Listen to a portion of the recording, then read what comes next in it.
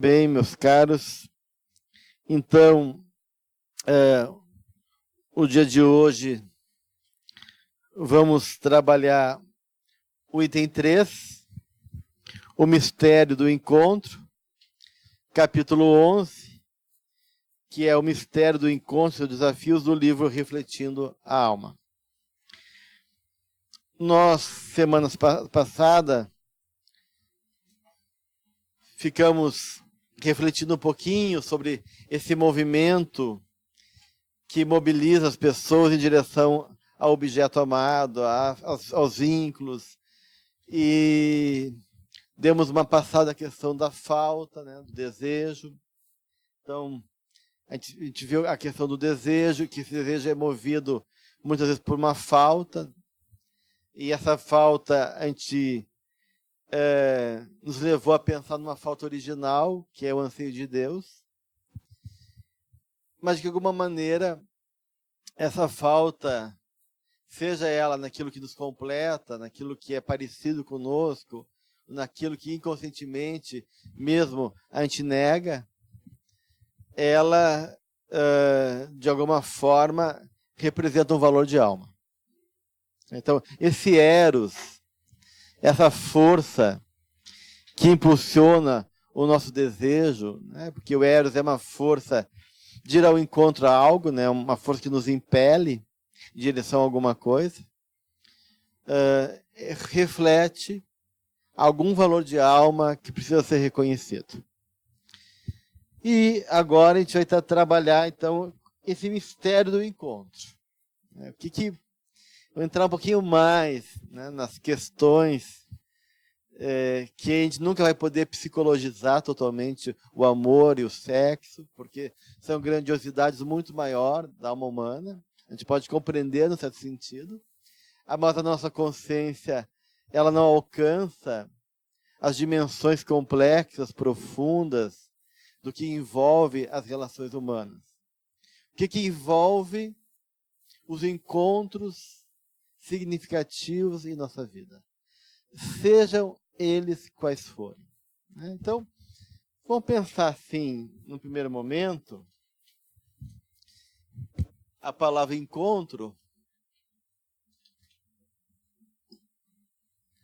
Vamos fazer um exercício de associação. O que vem à mente de vocês quando vocês se ligam a essa mensagem, essa imagem, ou a esse conceito do encontro?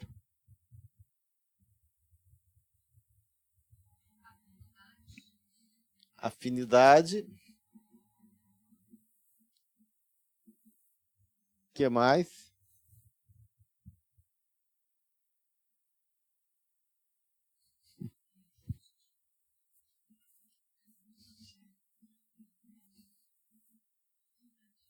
Simpatia.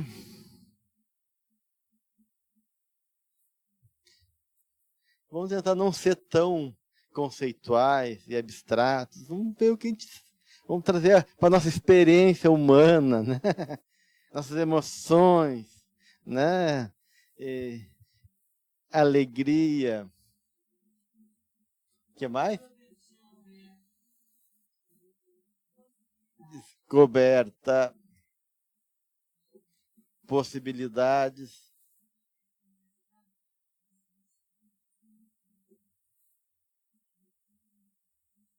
O que mais?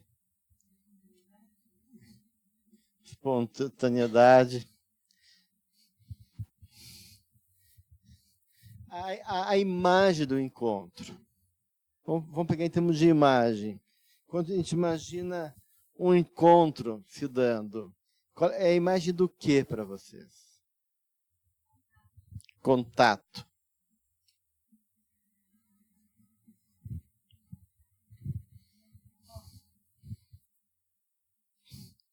Toque. Energia.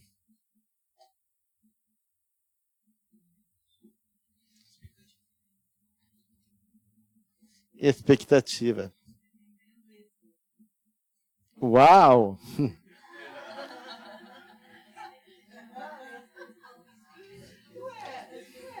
Não, mas tem... Gente, encontro não é só coisa boa. Tem encontros que são um susto, né? Então, eu vou botar aqui. Alguns encontros é assustador, é um susto, né? Teu encontro é um choque. Então, tu tem choque, tu tem susto. Conflito.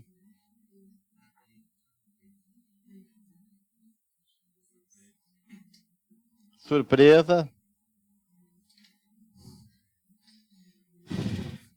Fuga. Mais alguma coisa? Confronto, acho que já está aqui. Confronto.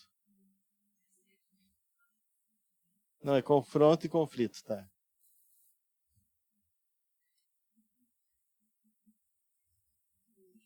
Mais alguma coisa? E uma questão que é quase sempre presente do ponto de vista espiritual no encontro.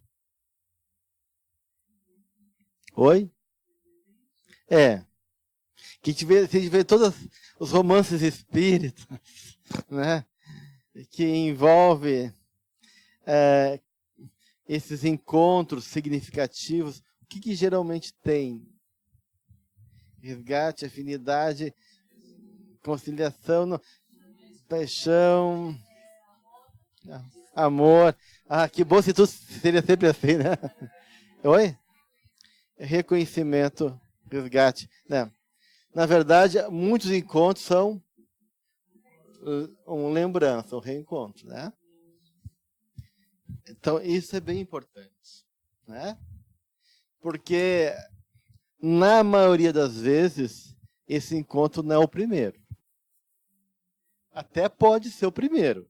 Nada impede que a gente encontre novas figuras, personagens, objetos de afeto significativos na primeira vez.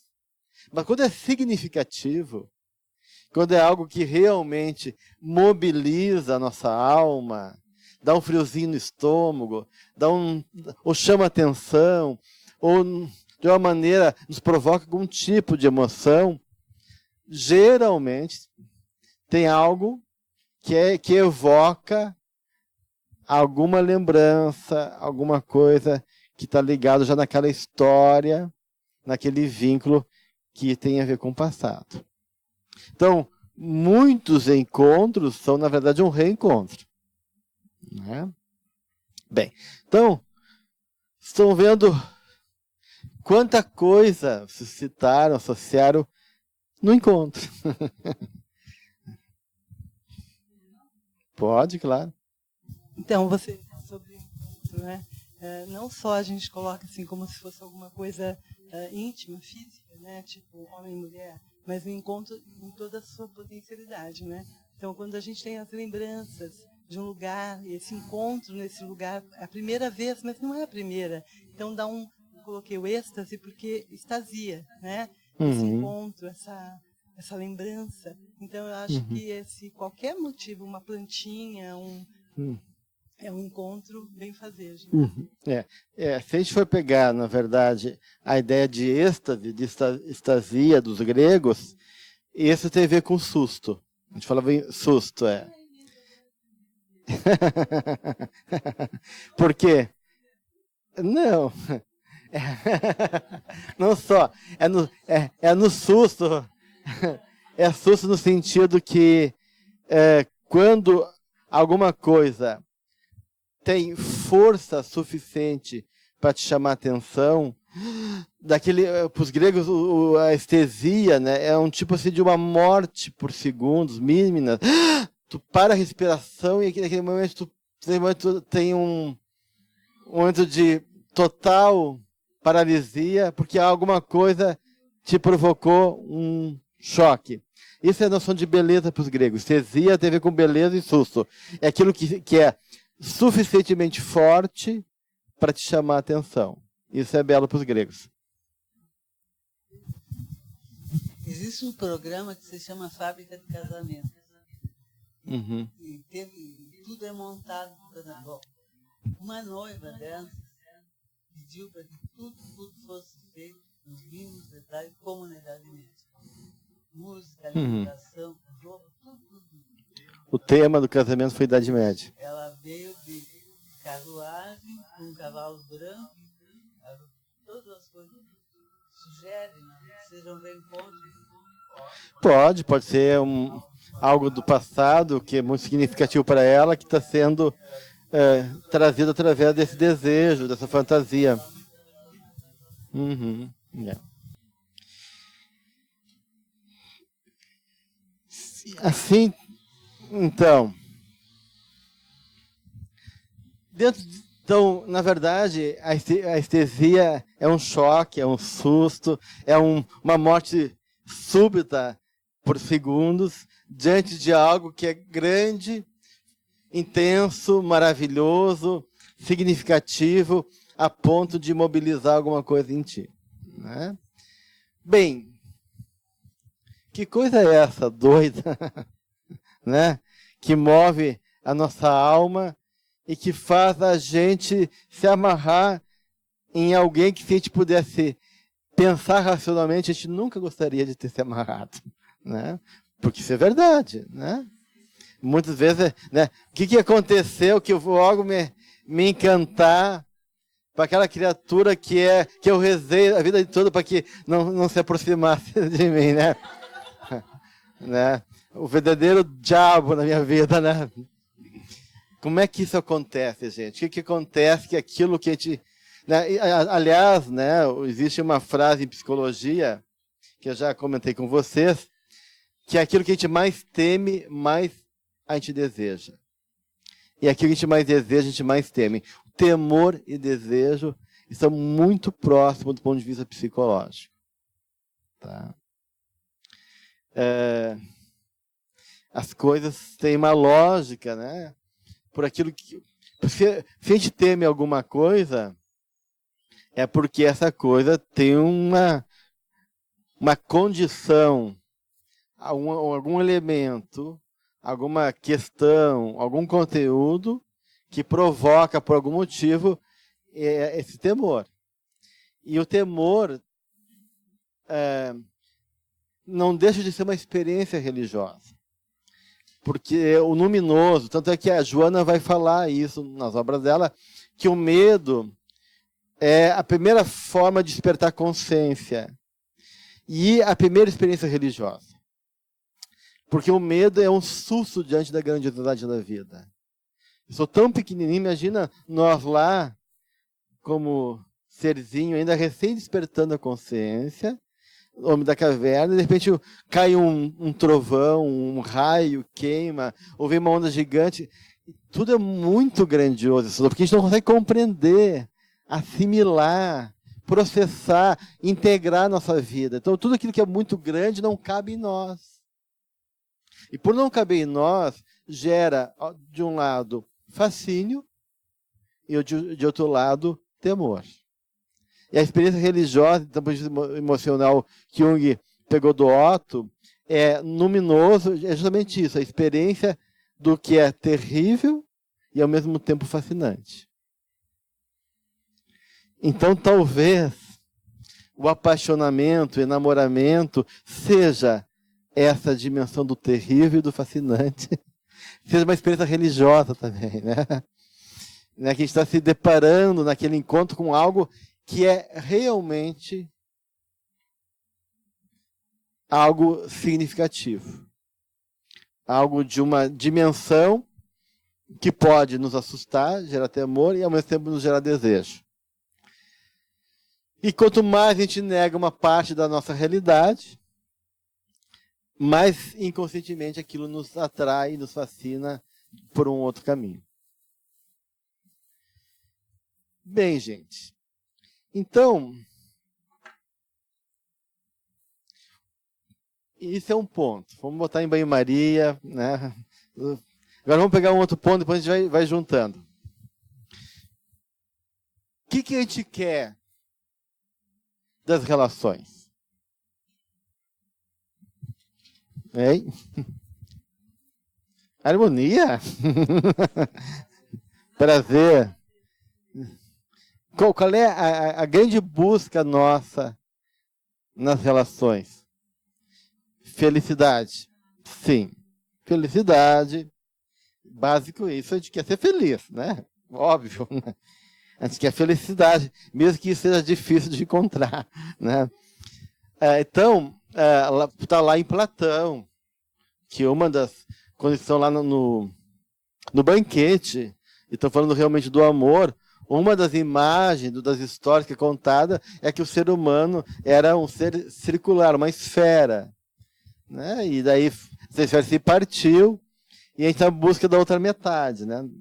E essa metade então vem complementar e trazer de novo aquela experiência unificadora e plena que seria a experiência amorosa, que daria essa então sensação de felicidade.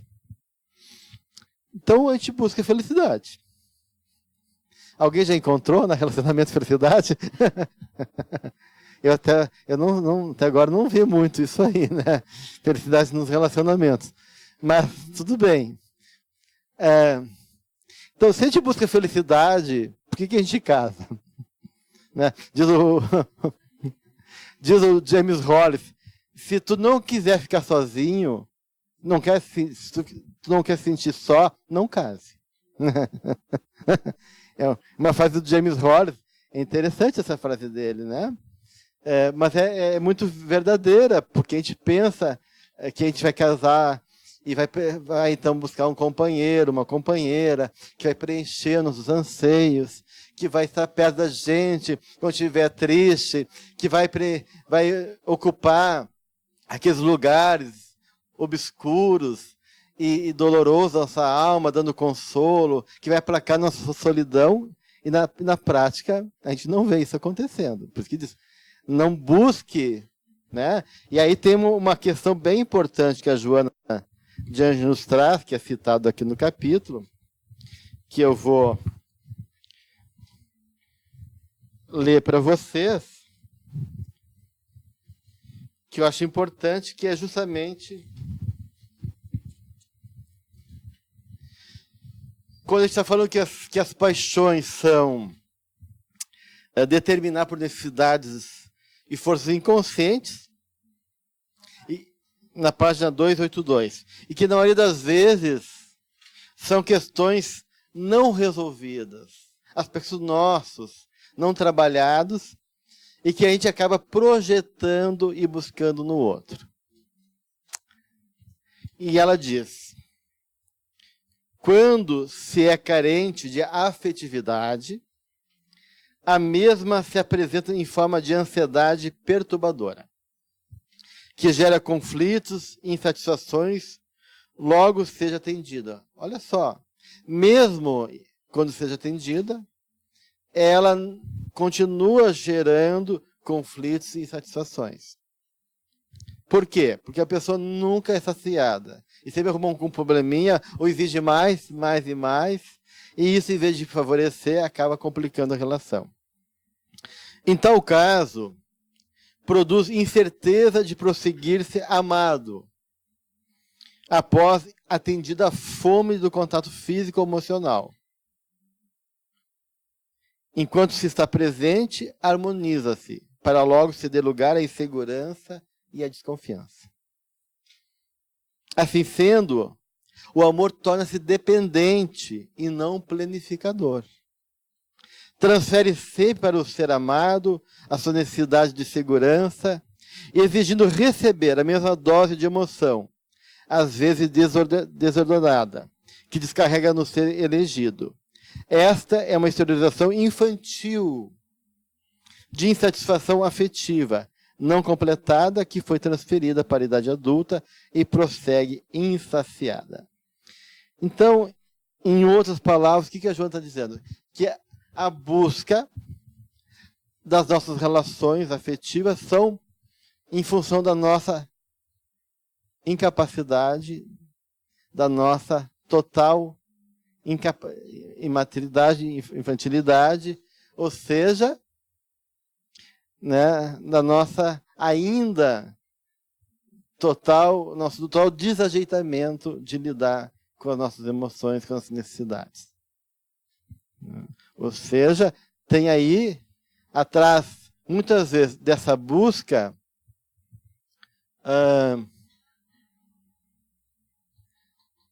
então, aquilo que é pior de nós, não melhor.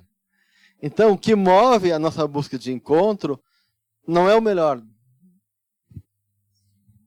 é o pior, porque é a nossa carência, é a nossa insegurança, é a nossa fome de aceitação, a nossa autoestima baixa, a nossa necessidade de reconhecimento, né? É isso que move muitas vezes as relações. Então a gente está botando o que é de mais complicado no outro, não o melhor de nós. A gente acha que o outro está ganhando a loteria dos que casam com a gente, mas na verdade, né? Assim como o outro também deposita na gente, né? E a gente acaba ficando nesse lugar, né, de dar conta dessas condições que é esse lado de cada um, de difícil, complicado. Então, como ser feliz num caso desse? Né? Como é que duas pessoas vão ser felizes se justamente eu quero que o outro pague a minha conta, né? De todas as coisas mal resolvidas dentro de mim, de todas as minhas necessidades não vividas, de todas as minhas condições que eu nem sei eu lidar. Né? E quero que o outro me compreenda, que o outro me aceite, que o outro se antecipe e dê conta daquilo que eu necessito, assim como o outro também acaba exigindo de mim as mesmas coisas. Daí fica muito difícil essa tal felicidade. Então, mas é claro, se a gente não tivesse essa ilusão de buscar felicidade, ninguém casava. Né? A gente tem que ter essa ilusão. Né?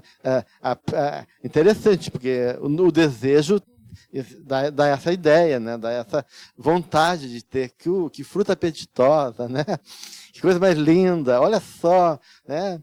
Que nem uma vez vi uma palestra de um indiano sobre as relações, daí quando os dois são namorados, estão lá sentados, olhando a lua cheia, o cara cheira o cabelo da menina, né? Diz, que cabelo lindo, sedoso, que cheiroso, eu adoro teus cabelos. E do caso, cai o cabelo na sopa, ele já grita.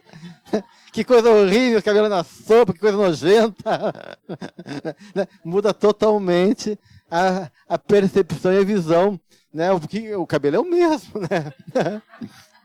Por que antes era um cabelo maravilhoso, e agora caiu na sopa, estragou a sopa, o cara não come mais, chega a dar náusea nele. Né?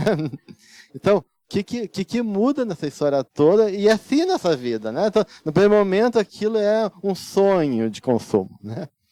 Não pode ser, treme, a gente quantas horas, a gente fica ansioso, a gente não dorme direito.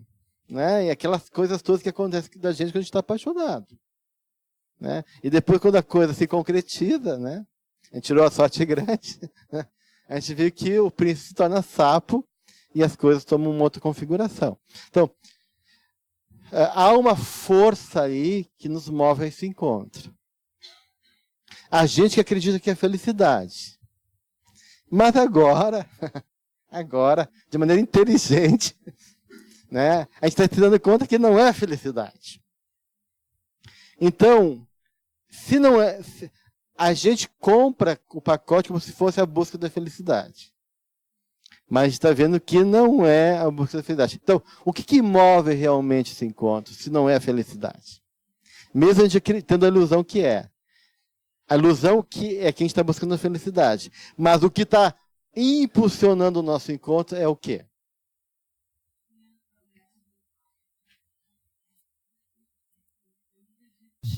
Está criando expectativas, né, em relação ao outro. E a nós mesmos também. Essa é a busca da felicidade. Tem expectativas, já são idealizadas. Além dele, né? Além dele.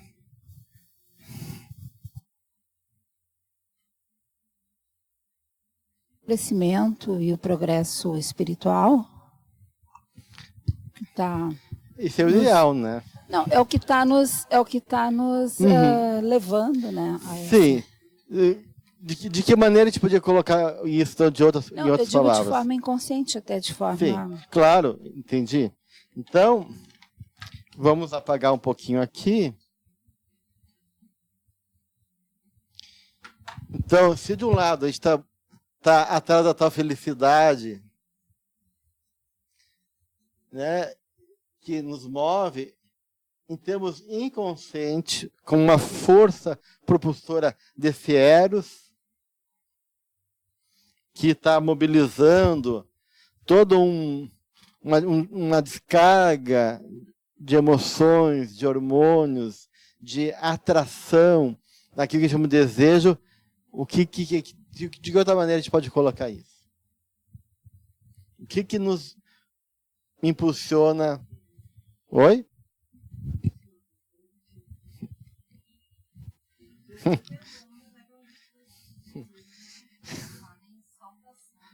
A necessidade. Essa é a grande força que nos move em relação a outra pessoa. A necessidade. A necessidade é o nosso motor. Pode ser que essa necessidade venha como busca da necessidade maior, que é a plenitude e a felicidade. Mas existem necessidades anteriores que estão ali, não contempladas, e que se adiantam, né? Que vem mimetizada na ideia de felicidade. Vem assim, transfigurada, assim, né? Por ali eu vou ser feliz. Mas a necessidade que move anterior à felicidade são questões mais profundas e básicas. Essa necessidade é sempre inconsciente, Gelson? Geralmente. Funciona, mas eu não sei bem o que está me funcionando. Sim, geralmente é inconsciente. Eros é uma força meio que irracional, né? E de uma maneira, do ponto de vista mitológico, há uma relação de complementação e de exigência para Eros acontecer, que é a relação dele com a psique. Né? Tanto é que tem o mito de Eros e Psique, né? Então, é um mito bonito que fala sobre a busca de Psique por Eros, né? Esse mito conta daí toda a desdita, a tragédia de Psique que perde Eros, porque ela não confia no amor, no Eros, ele vai embora, vai lá pro colo da mamãe, com a Afrodite, e aí tem as 4 tarefas que Psique tem que realizar para poder resgatar Eros de volta, que representam estágios da busca da psicologia feminina e de valores de alma que a pessoa tem que desenvolver para poder recuperar esse Eros que se perdeu. Mas, assim como Psique anseia por Eros e tem que fazer, então, toda uma superação através das tarefas daquele movimento que fez com que Eros fosse embora, então Eros, para eles voltar, tem que ter um esforço da psique. Eros, para poder se realizar, para poder encarnar, a psique precisa da psique também. E essa psique, ou a psique, né, ela, em psicologia, a gente chama isso de imagem. Imagem. Então, o que desperta Eros é uma imagem. Isso vale tanto para o desejo, enquanto anseio afetivo, como o desejo erótico. Né? Ou seja, eu tenho o pênis, não tenho um falo. O falo não é eu não sou dono do meu falo. Eu não digo, vamos lá, vamos trabalhar, vamos fazer festa. Não. Eu não tenho como dizer para minha mente inconscientemente, olha, eu quero agora ficar excitado. Não é uma coisa que o ego possa controlar, determinar de maneira assim deliberada. Alguma imagem me captura, seja uma imagem externa, me sinto atraído por um objeto externo, seja uma imagem interna de uma fantasia minha, que desperta o Eros. Então, o Eros sempre é despertado por uma imagem. Né? Então, o Eros não consegue encarnar sem essa imagem. Porque qual é o papel de Eros? Não é flechar o cupidinho? O papel dele, a brincadeira dele é ficar flechando. Como é que se ele vai flechar alguma coisa se não tiver o objeto do amor? Como é que o amor pode ser ativado se não tiver esse objeto? Esse objeto é uma imagem. Essa imagem que move Eros, ela geralmente representa conteúdos inconscientes. Essas necessidades inconscientes. Então, a imagem a gente tem, às vezes, mais ou menos consciente. Mas o que evoca a imagem, geralmente é inconsciente. Né? Até eu tenho assim, uma ideia. Eu gosto de pessoas assim, altas, baixas, magras, gordas, isso, aquilo, que fala, que não fala, que é introvertida, mas extrovertida. A gente tem uma imagem. Mas a imagem, o que tu pode falar disso? Por quê? Eu não sei por quê. Por que eu me atraio para esse tipo de pessoas? Por que eu atraio por certas características? Ou por certos tipos físicos? Tu sabe que aquilo te atrai, mas entender o significado que está por trás dessa atração é muito difícil de tu saber. Né? Então, geralmente, essas necessidades, elas vêm de maneira inconsciente. E que necessidades são essas? Né? Sim, a gente viu semana passada que são coisas que nos faltam, são faltas nossas, que são importantes enquanto necessidades internas, ou seja, a falta daquilo que nos completa, daquilo que é importante para a gente. Mas do ponto de vista espiritual, como é que a gente poderia entender isso? Pegar o microfone.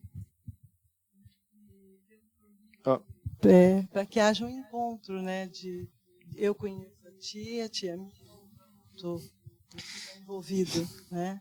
Eu acho Sim. que é um encontro. Sim, para que haja. Mas esse encontro está preenchendo que necessidade? Tudo isso é o que move a busca do encontro, né?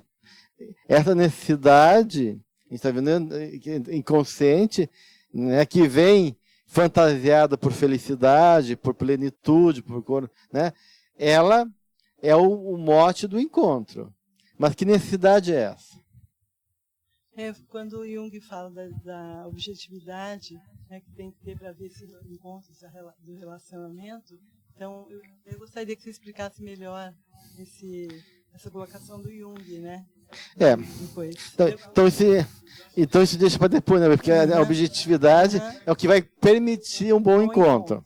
Mas a gente não está indo no bom encontro. Né? A gente está no caminho. A gente está no encontro. Se vai ser bom ou não, ainda é um trabalho a ser feito para chegar no bom encontro. Depois a gente vai na questão da objetividade. A gente está na necessidade, por enquanto. Né? Que necessidade é essa? Alguém tem alguma ideia? Pode. A necessidade que se tem de se superar e de se individuação. Claro, isso é, enquanto tese, enquanto teoria, é muito certo. Mas eu não quero individuar quando estou apaixonado. Né? Não quero. Assim, a grosso modo, né? Claro, toda a dinâmica da vida, enquanto impulso evolutivo, enquanto forças regidas pelo self, que esse ser eu divino da gente, ele é organizado para a gente individuar. Então há um movimento natural que é a busca do autoconhecimento, da integralidade do nosso ser, na forma de poder, de uma maneira, se reconciliar conosco e viver as possibilidades de toda a minha realidade. Que isso é individuação. Então, tudo concorre para a individuação. Né? Mas, se a gente for pensar assim, do ponto de vista, assim, numa linguagem espiritual, a gente pode falar que o casamento, as relações, os encontros significativos, tem a necessidade de salvar a alma.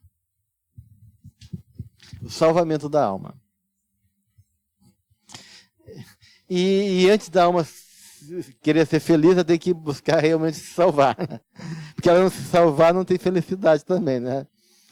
Então, tem uma analista junguiana, não existe salvação daí. Né? Tem um analista junguiano que tem um livrinho muito legal que fala bem sobre isso, que é do Guggenbill Craig, que eu já comentei para vocês. O casamento está morto, ponto de exclamação. Viva o casamento. Então ele vai realmente nesse livro falar sobre os pares de deuses, né? Os casais e parceiros de deuses, né? Para mostrar que tem vários padrões, arquétipos de relação. Não existe uma relação única que seja ideal. Existem relações válidas de várias maneiras, não só do ponto de vista sexual, homo, trans, hétero, mas do ponto de vista das características e dos apelos e das condições que mobilizam os encontros e que, de alguma maneira, formalizam, formata padrões de relacionamento. Então ele vai dizer, vai pegar os deuses para mostrar que existem padrões diferentes de relacionamento. Por exemplo, Hera é uma deusa que busca o vínculo não pelo parceiro em si, mas pela instituição casamento. Porque representa o casamento. Então ela está buscando o poder e a representação social no casamento. Isso é um padrão da deusa Hera. A Ártemis é uma deusa que busca no parceiro um companheiro, porque ela é a companheira do herói. Parceiro para fazer coisas junto. Não é tanto você, que tu é, quanto que tu me mobiliza. Assim, é um movimento assim, de estar junto para realizar coisas. Já Afrodite não quer saber nada disso. E Afrodite não é fiel à pessoa. Ela é fiel ao amor. Então, o vínculo dela nem é com a pessoa, é com aquilo que a pessoa desperta nela. Porque se a pessoa não desperta mais nada, ela manda embora. Então, você vê assim, ó, que cada deus aí, assim como cada deus, do ponto de vista psicológico, está representando padrões de comportamento que estão por trás das estruturas de relação. Tá? Então, além de ter várias formas de conjugalidade, de movimentos de encontro, de parcerias, não só na conjugalidade, no trabalho, nas relações familiares, nas amizades, assim por diante, os anseios e necessidades que estão por trás desse encontro é salvar a alma, do ponto de vista do Guggenbill Craig. Eu nem sei se ele é suíço, eu nem sei se vou saber escrever. Guggenbill Craig. Guggenbill Craig. Botando o livrinho, assim, o título, O Casamento Está Morto, Viva o Casamento. É um livro que está esgotado, a editora faliu, mas deve ter em PDF. Deve ter em PDF na internet. Não é fácil assim, né, cara? Essa busca não é fácil. Queria que isso fosse fácil, né? Então... Suíça. O microfone.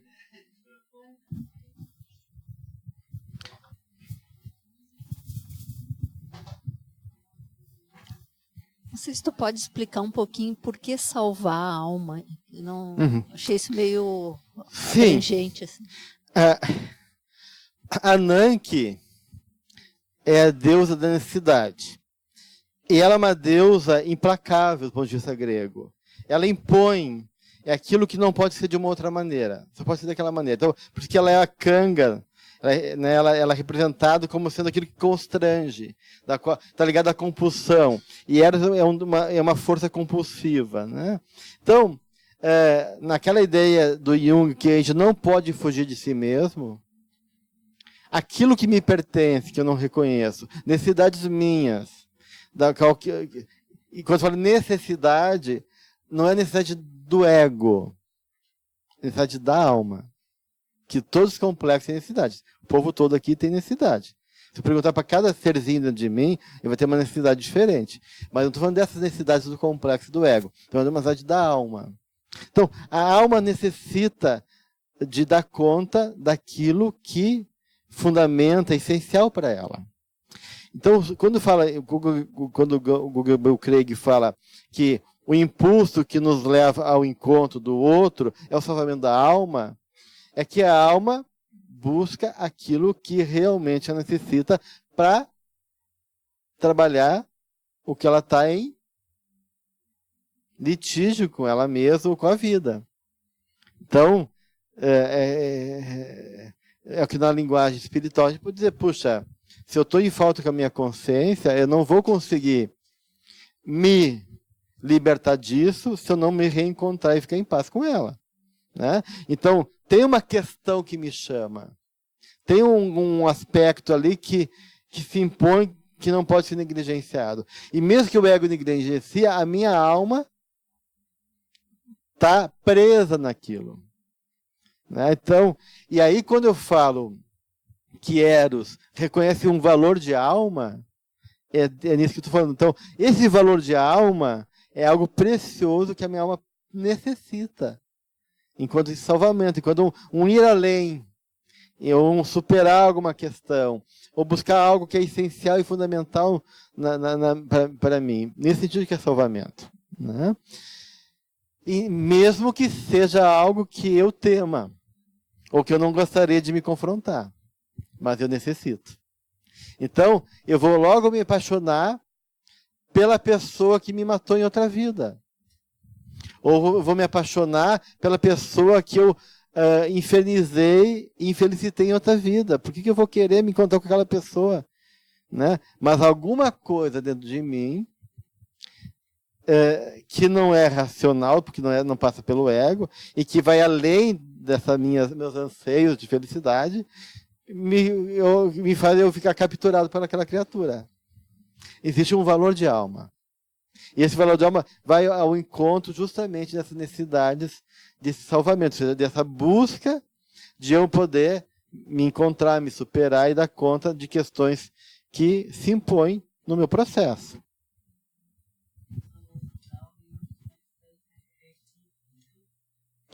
Não. Encontro com Deus seria o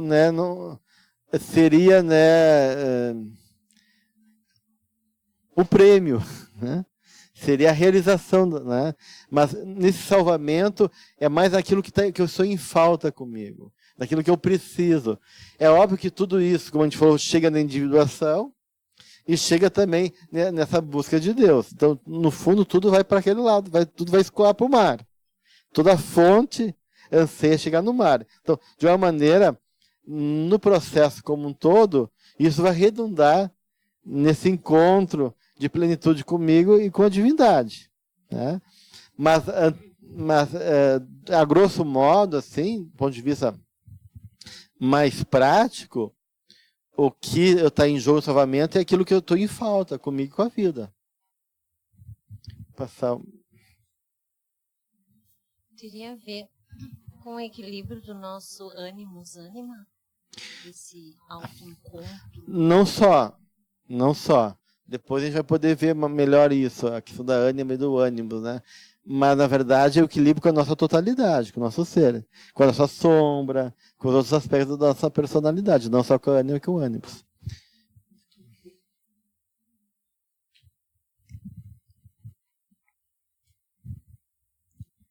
Então, a gente poderia, né, pensar que aquelas pessoas que fogem a esse encontro, que não desejam, elas teriam uma patologia da alma, alguma coisa que... Pode não ser uma patologia, mas pode ser um conflito, né? Que patologia é um termo mais forte, né? Mas sim, um conflito sim. Né? Então, de uma maneira, eu posso estar dissociado de mim mesmo, eu posso estar em conflito comigo, e isso acaba interferindo de tal modo que me complique. Né? Mas isso, às vezes, não evita eu me apaixonar com aquilo que eu necessito, mesmo não querendo, mesmo em conflito. E a gente vê isso nas relações. Às vezes eu tenho raiva da pessoa. Às vezes eu tenho uma certa irritação, mas eu não consigo desgrudar daquela criatura, né? E a relação começa desde sempre assim. Daí a gente diz, mas quem está de fora, mas o que tu está querendo com aquela pessoa? Porque, né? Tudo está dizendo que, né, não é legal uma relação, mas não sei, aquilo me sustenta, é uma doença nesse sentido assim mesmo, aquilo não sei, eu não consigo largar mão daquele chiclete, né?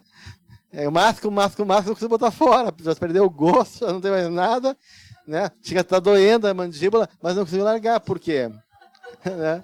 Porque tem alguma coisa ali que me faz estar preso nisso. E não tem muita lógica. E do ponto de vista racional, pode não parecer saudável. E às vezes não é saudável. Mas o saudável não quer dizer que não seja necessário. Porque do ponto de vista espiritual, nem tudo que é necessário se vê de maneira saudável. Né? Porque daí a doença e essas relações, digamos assim, estranhas e difíceis, se cabe na alma, ela tem seu valor, do ponto de vista espiritual. Então, do ponto de vista psicológico, ela pode ser uma relação complicada, difícil, patológica, mas se ela está a serviço da alma, então está tudo certo. Bem, oi.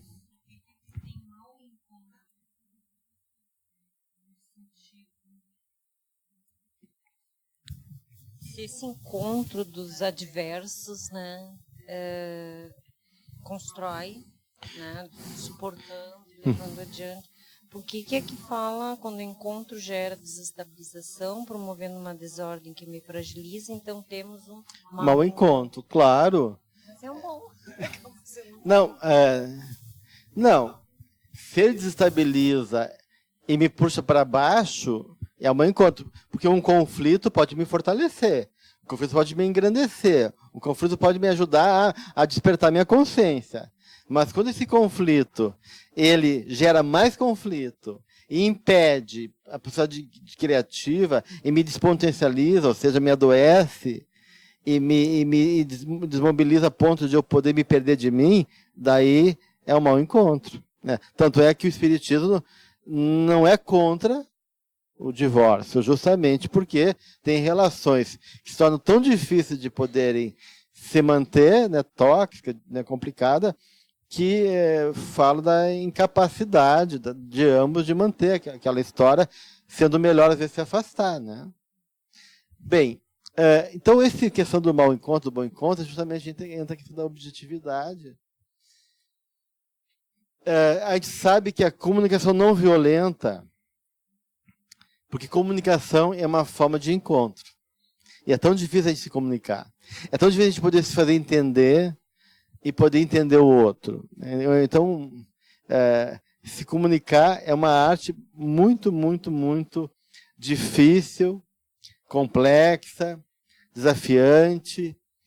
E uma das questões fundamentais, quando o Marshall propõe uma proposta de uma comunicação não violenta, é, primeiro, que tu é responsável pelos teus sentimentos. Sempre. Não pode responsabilizar o outro. Segundo, que tu tem que perceber a tua necessidade. Terceiro, que tu tem que perceber a necessidade do outro. Quarto, que tu tem que saber comunicar a tua necessidade. De maneira clara e objetiva. Isso tudo é a objetividade do Jung. Né?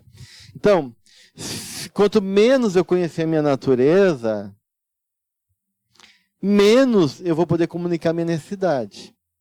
Se eu não sei da minha necessidade, se eu não sei de mim, né, eu vou buscar essa necessidade de maneira equivocada, no lugar errado, às vezes, ou de forma errada, ou impondo para o outro, sem saber que isso é uma necessidade minha, achando que isso cabe ao outro. Então, o fato de eu não reconhecer e não entender minha necessidade, ou seja, eu não tenho essa objetividade da minha natureza, é um elemento complicador. Quando, né, eu não conheço a necessidade do outro também, como é que eu vou saber lidar com a natureza dele? Se eu não conheço realmente a natureza da pessoa, como é que eu vou lidar com ela? Eu vou interpretar, vou entender a partir da minha fantasia. E não uma verdadeira compreensão do que se passa com o outro, para poder lidar de maneira adequada e favorável em relação ao que a pessoa sente, necessita e se expressa enquanto natureza. Então, isso é fundamental, né, gente? A objetividade é a possibilidade de eu realmente me conhecer e conhecer o outro.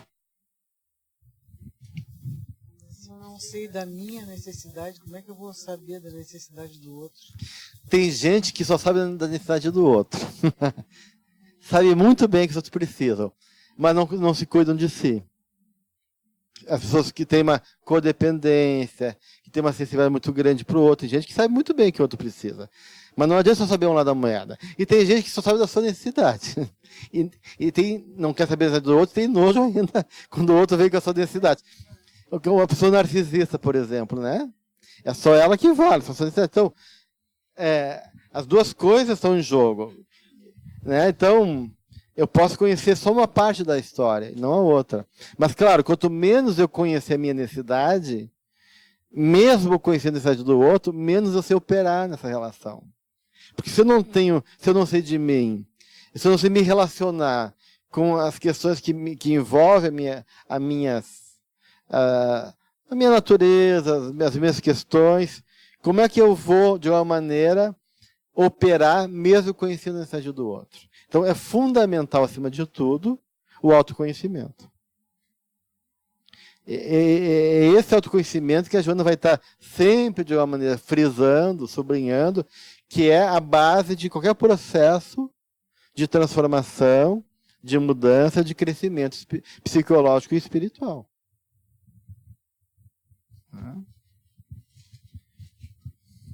Eu acho que acredito que é aí que é a clareza, a objetividade é se tornar claro. Claro, Todos os lados, claro. Né? Não sacrifica, não aí conhece-se, né? Porque eu, quando estou incomodada, eu falando com essa pessoa, eu vou deixar claro. E ela, para mim...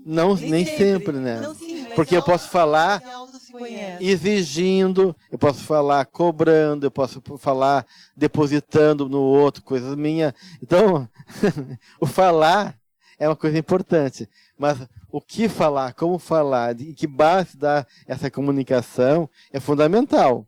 Porque a tendência é a gente pessoalizar e responsabilizar o outro. Tendo clareza no que você vai falar. Isso é né? Sabendo o que você vai falar. Clareza de si, acima de tudo, né, Brisa? Porque eu posso dizer assim, a pessoa me provoca uma reação negativa e eu salto os cachorros nela e aí a pessoa vai ficar incomodada e eu justifico que eu estou assim por causa dela. Daí eu culpo ela. Dela já me culpa. Porque começa uma relação defensiva. Isso não é encontro, isso não é diálogo.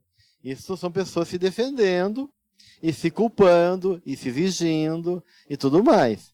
E aí vira também um espaço de conflito muito perigoso, às vezes. Né? Essa é uma dinâmica que é muito comum. Porque a gente olha a realidade a partir dos olhos da lente nossa. E muitas vezes essa lente está embaçada ou está contaminada. E aí essas coisas acabam gerando, mesmo na fala, em vez de um movimento de clareza, de favorecer o encontro, gera mais desencontro. O que mais, gente, do capítulo, que tem alguma coisa...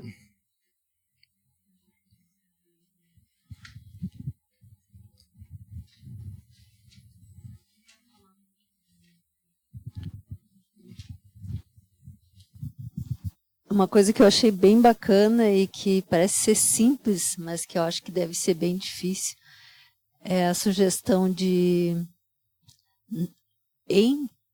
estando em relação, prestar atenção no que provoca no outro e o que sente em relação, né, se olhar e olhar o que o outro está demonstrando. São coisas realmente simples, mas de grande valor, né?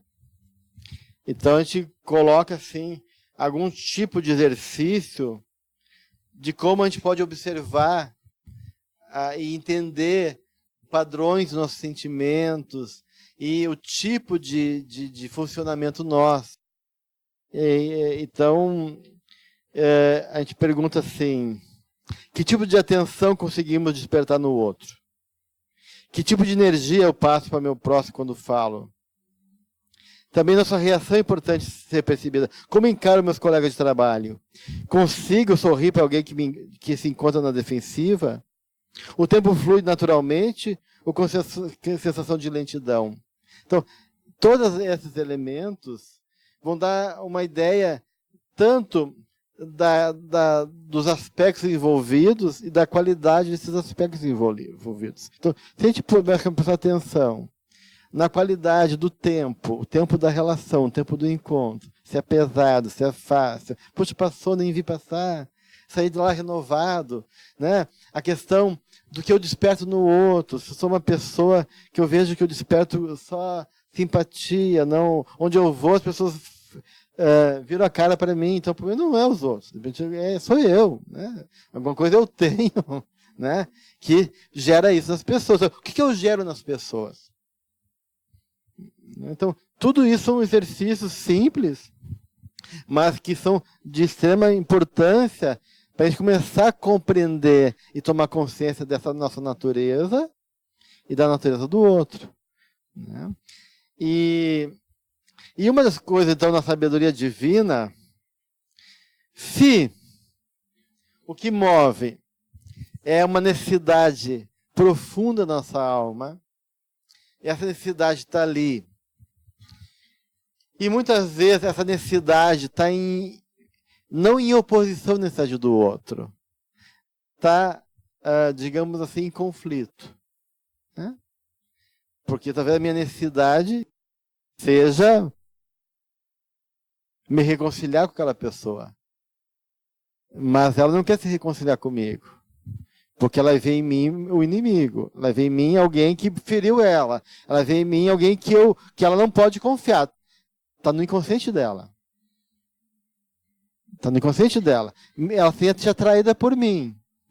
Então ela me deseja, mas inconscientemente ela pode querer me atacar. Ela pode se sentir ameaçada. Ela pode se sentir desconfiada, insegura. Então, existe um conflito ali, né? Então, a minha necessidade enquanto a necessidade dela, mas essas duas necessidades que se encontram ali não estão em harmonia, tem que ser elaboradas. E aí que há a grande jogada de Deus, né? O cara sabe das coisas. E o que ele faz? Ele põe as duas criaturas na mesma situação. Então, isso é uma questão bem importante na gente. Por isso que existe família. Por isso que existe tarefas em conjunto. Porque na medida que tu é convocado a viver com aquela pessoa que pode ter histórias de conflito, visões diferentes, que pode ter entendimentos divergentes, que pode ter internamente, entre elas, apelos que são de raiva, de ódio, que em vez de unir, repele até, né? Qual é a saída? Vamos viver a coisa do mesmo lugar. Porque a perspectiva é diferente de cada um. Os anseios podem ser diferentes. Mas na medida que os dois vivem essas realidades diferentes do mesmo lugar, isso tem uma força brutal do ponto de vista psicológico. Eu estou lá, brigando com a minha esposa, no carro. Estou lá, não vou ninguém esposa, vamos fazer namoro, que deixa eu escapar ainda, né?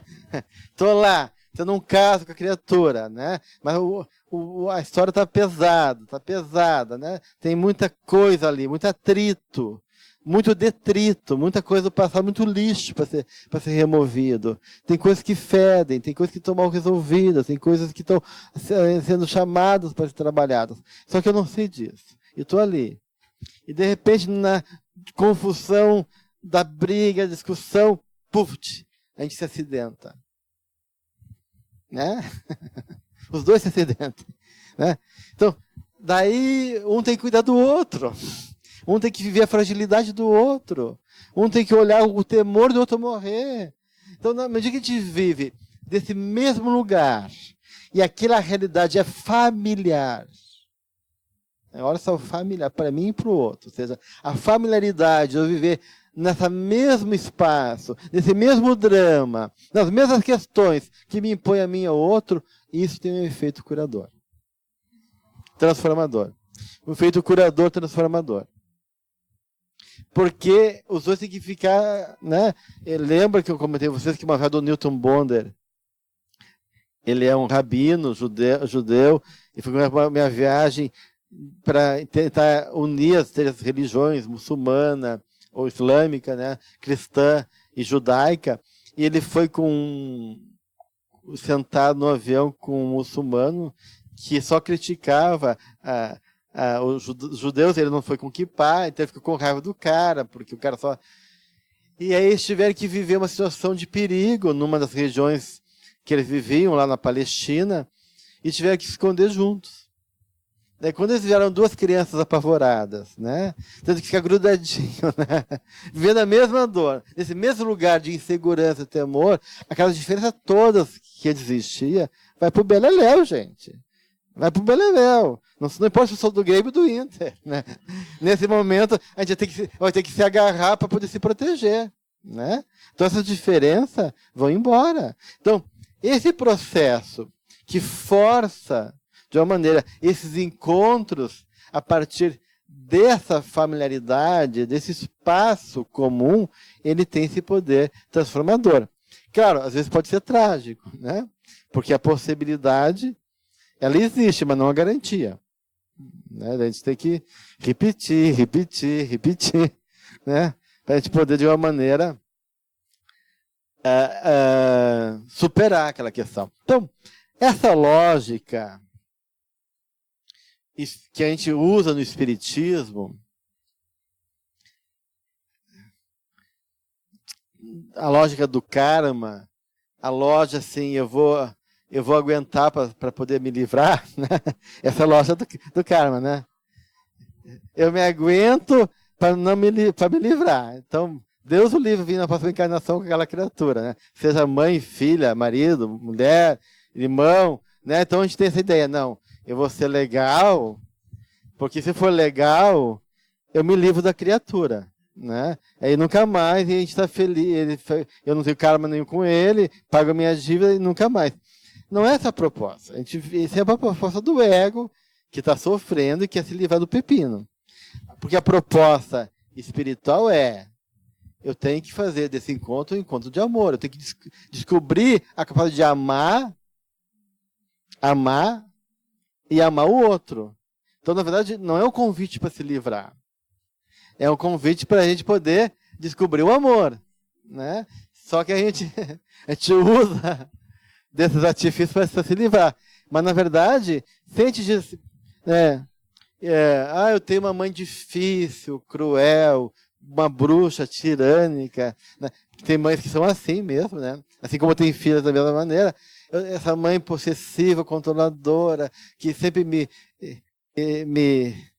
criticava, sempre desqualificava os outros filhos, tudo era maravilhoso, era o filho ou a filha que era a gata borralheira da casa, e tudo que era vindo de mim era sempre... Né? E, claro, pode ser um inimigo do passado mesmo, né? Então, eu quero suportar, pagar essa velha aí, fazer o que eu precisar, não quero ter ódio dela, Deus não tem ódio dela, não quero nada contra ela. Mas se Deus quiser, ela morre logo e se encarna e eu tô livre do pepino.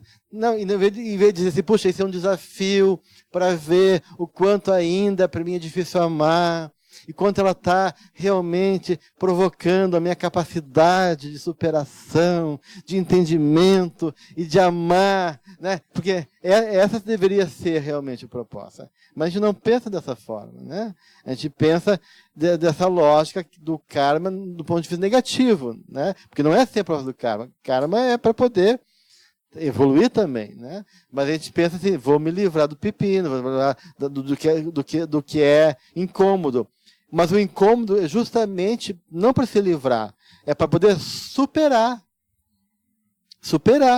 E a superação vem justamente quando a gente consegue reconhecer que aquela pessoa, ou que aquele encontro desperta e me confronta com questões minhas. Então eu vou agradecer a ela, porque ela está me mostrando uma faceta do meu ser que eu não sei ainda trabalhar, que eu tenho que superar, que eu tenho que realmente encontrar como uma possibilidade de crescimento espiritual. Ou seja, ela está ali para salvar minha alma. É, da Madalena Freire. Pois é, gente, então, nosso tempo está esgotado. Eu não vou continuar nesse tema, a gente poderia continuar nesse tema, porque na verdade esse tema vai se desdobrar nos outros temas que vão vir a seguinte, né? Então, a gente já vai para o 4º item no próximo encontro, daí dia 14, não esqueça, né? 14, a gente vai falhar 3 encontros, 3 terças-feiras, daí dia 14 de maio a gente se reencontra. Então vamos trabalhar o tema As Primeiras Relações, o capítulo 8, Queda e Ascensão Psicológica, do livro Amor, Imbatível Amor. Ok? Então, boa semana, boa Páscoa de renovação e de bons encontros, né?